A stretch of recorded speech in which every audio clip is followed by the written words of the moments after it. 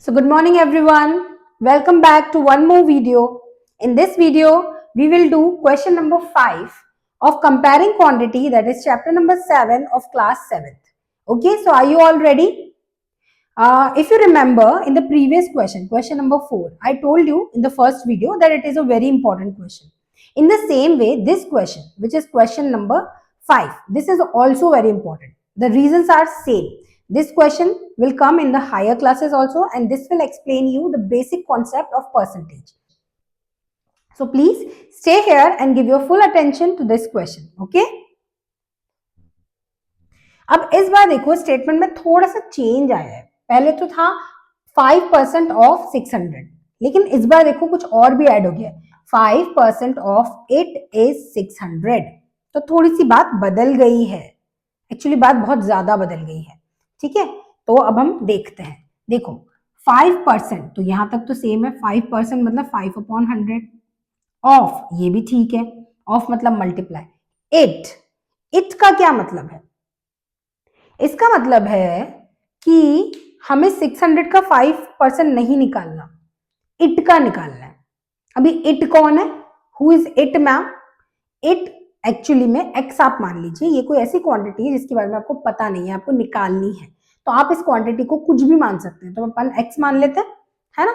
तो इट का मतलब हम ले लेते हैं एक्स.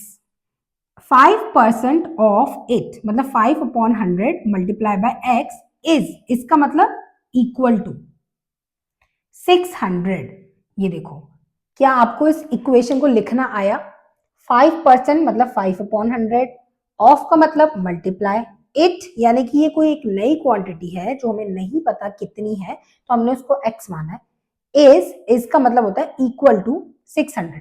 मतलब एक्स का जो 5% है ना वो 600 है. तो ये एक्स कितना होगा? ठीक है.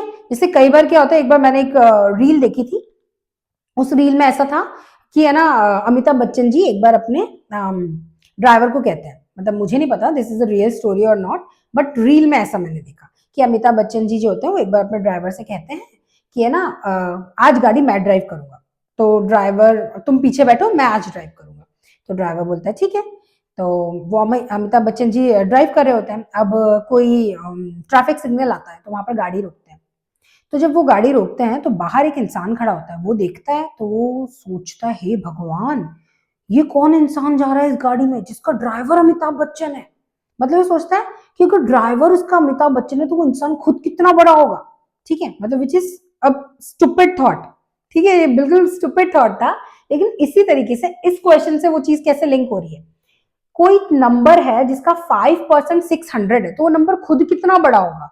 ठीक है, कि उसका 5% ही 600 है. तो यही हमें निकालना है. अब हम कैसे निकालेंगे? इसके अंदर अब मैथ्स के कुछ और रूल्स लगेंगे.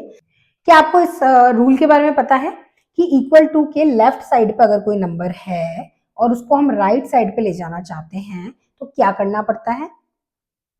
ये 2-4 रूल है. जैसे कि अगर लेफ्ट साइड पे कोई चीज प्लस हो रही है तो राइट साइड पे जाने के बाद माइनस होगी. कोई चीज अगर लेफ्ट साइड पे माइनस हो रही है तो वहां जाके प्लस होगी. यहाँ पर मल्टीप्लाई हो रही है तो वहां जाके डिवाइड होगी. यहाँ पर डिवाइड हो रही है तो वहां जाके मल्टीप्लाई होगी. ये बेसिक रूल है ना. अब आप कहोगे मैम किसी भी नंबर को लेफ्ट से राइट पे ले जाना ही क्यों है, वही रहने दो ना. तो बताते हैं. अब देखो, अगर आपको x की वैल्यू फाइंड आउट करनी है तो आपको x को अकेला करना पड़ेगा. सिर्फ x ही यहाँ पर लेफ्ट साइड पे होना चाहिए क्योंकि हमें इसकी वैल्यू फाइंड आउट करनी है. और बाकी सारे नंबर्स दूसरी तरफ होने चाहिए. अब पता चल गया कि दूसरी तरफ क्यों ले जाना है. अब देखो, यहाँ पर ये जो 5 है ये x से मल्टीप्लाई हो रहा है.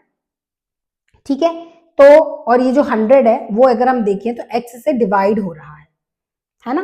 वो x के डिनोमिनेटर में यानी कि उससे डिवाइड हो रहा है. तो अब हम क्या करेंगे, जब इसको उस तरफ लेके जाएंगे तो x तो ऐसा ही रहेगा, इक्वल टू भी ऐसा ही रहेगा, 600 भी ऐसा ही रहेगा. ये 100 मल्टीप्लाई हो जाएगा ऊपर जाके. ठीक है, और ये 5 वहां जाके डिवाइड हो जाएगा, डिनोमिनेटर में आ जाएगा. ये बात समझ में आई आपको? क्या ये बात क्लियर है? अगर हाँ तभी हम आगे बढ़ेंगे. ठीक है, यहाँ x से 5 मल्टीप्लाई हो रहा था तो वहां जाके डिवाइड हो गया. 100 यहाँ डिवाइड हो रहा था तो वहां जाके मल्टीप्लाई हो गया. अब देखो, आप ये मत सोचना कि मैम यहाँ तो डिवाइड का साइन ही नहीं है, आप तो बोल रहे हो डिवाइड हो रहा है और ऐसा ऐसा. है ना। तो बेटा ऐसा नहीं है, अगर कोई चीज डिनोमिनेटर में होती है तो वो डिवाइड ही हो रही होती है। जैसे कि अगर मैं लिखूं 3/4 तो इसके दो मतलब है, एक तो आप बोल दो मैम फ्रैक्शन है, और दूसरा मतलब ये है कि 3 को हमको डिवाइड करना है 4 से, ठीक है, 4 डिनोमिनेटर में रहेगा। क्लियर, ये बात समझ में आई? ठीक है, ओके। तो अब हम इसको कट कर लेते हैं। 5 1 जार 5, एक बचा, 5 2 जार 10 और 0 का 0, तो ये नंबर बचा अपने पास, इसको पूरा मल्टीप्लाई करेंगे तो आ जाएगा 12,000। मतलब 12,000 का 5% क्या होता है? 600। Is it clear to you? Yes?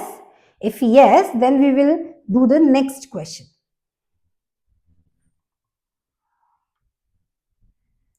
12% of it is 1080. मतलब इस नंबर का 12% 1080 है। कोई नंबर है x जिसका 12% ही 1080 है, तो अब हमें वो नंबर निकालना है। तो हम वही सेम काम करेंगे, 100 और 12 को दूसरी तरफ ले जाएंगे, तो क्योंकि 100 डिवाइड हो रहा है तो वहां जाके मल्टीप्लाई होगा, और क्योंकि 12 मल्टीप्लाई हो रहा है तो यहाँ जाके डिवाइड होगा। अब हम इन सबको कट कर लेते हैं। अगर आपको 12 की टेबल आती हो तो आप डायरेक्ट कट कर सकते हैं। 12 1 12, 12 9 108, है ना, सही है ना, और 0 का 0, तो हमारा आंसर आ गया 9000। ठीक है, तो 9000 का जो 12% है वो है 1080, और क्योंकि ये रुपीज है तो ये भी रुपीज ही होगा, है ना। यहां पर हमें कोई क्वांटिटी दी नहीं थी तो हमने वही लिखा। Is it clear? So see you in the next video now. Till then, keep practicing.